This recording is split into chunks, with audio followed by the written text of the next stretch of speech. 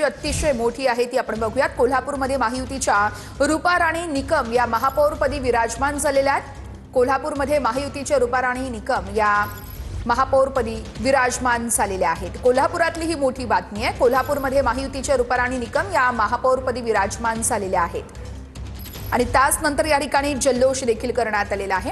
ही live दृश्य आपण कोल्हापुरातली बघत आहोत। कोल्हापूरमध्ये महायुतीच्या रूपा राणी निकम या महापौरपदी विराजमान झालेल्या आहेत। भाजपच्या रूपा राणी निकम यांचं या ठिकाणी निवड झालेली आहे आणि त्याच नंतर भाजपकडून इथे शक्ती प्रदर्शन देखील करण्यात आलेलं आहे। गुलाल उधळला जातो या सगळ्या भाजपच्या कार्यकर्त्यांकडून। कोल्हापूर मनपाच्या महापौरपदी रूपा राणी निकम यांची निवड झालेली आहे। पीठासन अधिकारी तथा जिल्हाधिकारी अमोल येडगे यांनी अधिकृतपणे त्यांच्या निवडीची घोषणा केलेली आहे।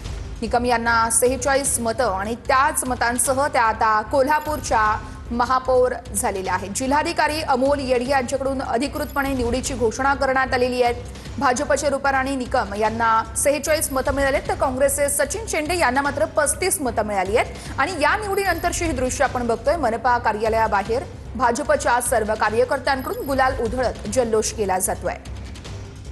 कोल्हापूरच्या महापौरपदी भाजपचे रूपा राणी निकम या आता विराजमान झालेले आहेत। त्यांना 46 मतं मिळालेली आहेत तर काँग्रेसचे सचिन शेंडे यांना मात्र 35 मतं मिळालेली आहेत। त्यांच्या निवडीनंतर आपण बघतोय कोल्हापूरकरांचा हा जल्लोष सुरू आहे। भाजपचे कार्यकर्ते अर्थातच महायुतीचे कार्यकर्ते या ठिकाणी उपस्थित असल्याचं आपण बघतोय। कोल्हापूरमध्ये महायुतीच्या रूपा राणी निकम या महापौरपदी विराजमान झालेल्या आहेत।